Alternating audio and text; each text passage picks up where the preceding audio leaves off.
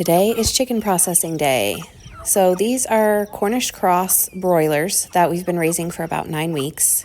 We've been feeding them an organic corn and soy-free feed, and for the last couple of weeks, we've been fermenting it to stretch it out a little bit because they love to eat. Here's our setup for processing. We have the kill cone zip tied to the side of the fence, draining into a 5-gallon bucket. Then we have our 2-burner propane stove with hot water so we can dip the birds in that before we toss them into the plucker, where we'll spray them with a hose as they're being plucked. Then we have just a fold-up table with a piece of plywood underneath the black plastic, and we have that just kind of clamped down to keep everything contained and clean. We have a bucket of hot water with a little bit of soap in case we need to wash anything, some paper towels, and then we have our coolers full of cold water and ice. So once our birds are cleaned and gutted, we can toss them into the coolers. Now's your chance to turn this video off if you don't like blood or you don't want to see a chicken be dispatched.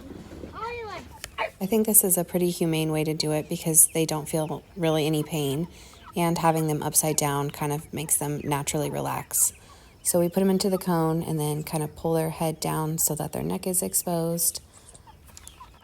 You're going to slice the neck and let the blood drain out into the bucket below. Then you're going to move the bird into a pot of hot water.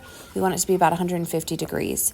You can dip it in and pull it out a few times, kind of swirl it around in there just until the feathers release easily. You can toss it into the plucker. Spraying it with a hose while it plucks makes it a little cleaner and easier. Next, we are going to remove the feet and the head and all of the internal organs. Save whatever you want, throw out whatever you want. Then we'll put it into the ice water bath. We personally like to part our chickens out just because it makes it a little easier for us to use.